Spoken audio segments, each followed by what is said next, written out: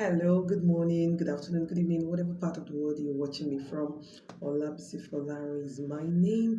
I am a ministry gift. I pastor both in a local assembly and I run an interdenominational ministry for women. Also, I'm a certified married and relationship coach, and I'm just using this opportunity to share with you my Pastor Bimbo story.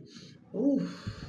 When I saw the hashtag, and the call for people to say what which has been a blessing and has impacted their life, I just knew I had to get on this and do it. My challenge now is, gosh, I might have a part one, part two, part three. Let's see how it goes. But my Pastor Bimbo story, the earliest time I can remember must have been in my late secondary school, after my secondary school, and then in my university days, I started hearing Pastor Bimbo to Korea.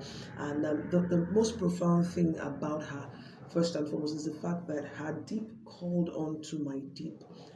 Pastor Bimbo was the first person who gave voice, who gave clarity to what was on my inside, to what I was a major part of what I was supposed to be doing, but I didn't know I did not have language for, right? But I kept following her, listening to her messages. If there was a meeting Pastor Bim was going to be around, in Lagos. Of course, as a student, I didn't have more. If I have to borrow, I will borrow and go for those meetings. Just sitting under her did something for me. It kept calling on to her deep, kept calling on to my deeper. Each time I saw her, something bore witness within me that this is a major part of what you're supposed to be doing with your life. Even though, like I said, I didn't have language for it. It was without form, but I didn't have a mentor or anybody guiding me through, right?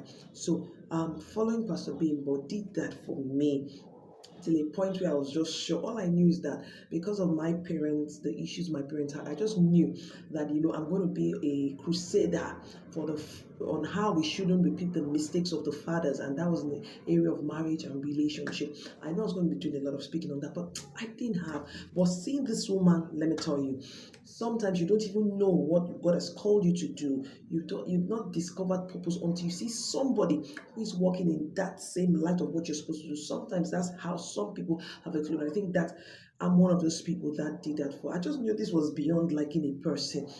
It connected so deeply. It was like I was going to run mad if I don't meet this woman. I kept, interacting with her resources, listening to her on TV, go for meetings she was in. I don't know what we got talking one day. My husband was like, you know what? I think it's high time you meet this woman because the love and the grace you have for this woman, you sort of carry a measure of the grace, she carries. I see you doing things along the line